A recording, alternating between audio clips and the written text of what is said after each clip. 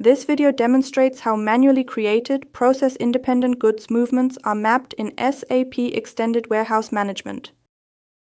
Such ad hoc actions are always required in daily warehouse operations when stock needs to be relocated independently of classic delivery-based processes.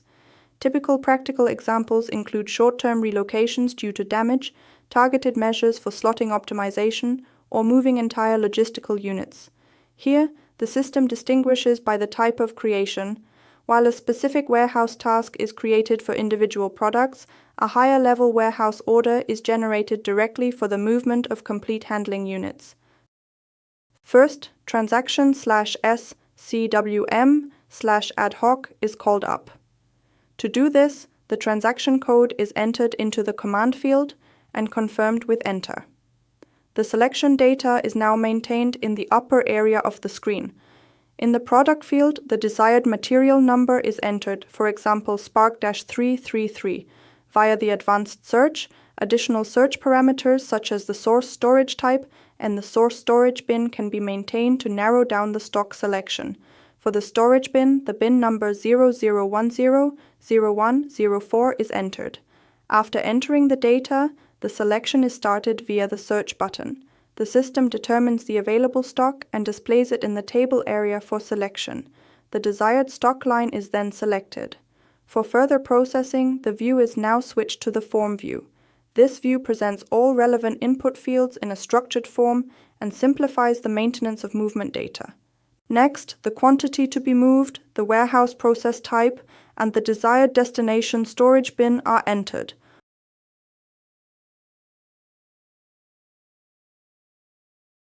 Once all details have been maintained, the Create and Save button is selected. The system checks the entries and then generates the product-related warehouse task.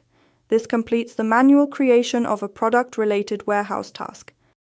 The next step shows the manual creation of a handling unit-related warehouse order.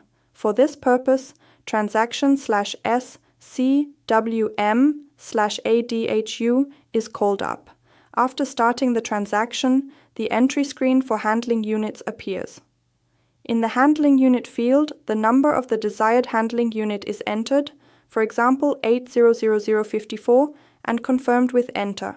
The system then automatically determines the master data of the handling unit and displays, among other things, the current storage bin.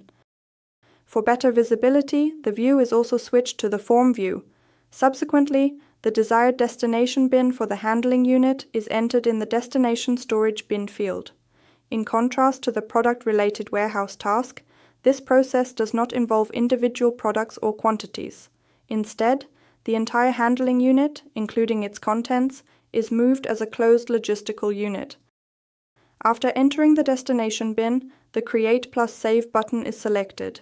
The system now checks in the background whether the destination bin is permissible for the handling unit and whether any other restrictions exist. If all checks are successful, the warehouse order is created and saved. The successful creation is confirmed by a green status message at the bottom of the SAP window. At the same time, the number of the newly created warehouse order is displayed. The warehouse order is now in the status open and is waiting for physical execution in the warehouse. We hope the video helped you. In case you got any additional questions or comments, please leave a message below. See you next time, your advist-Academy.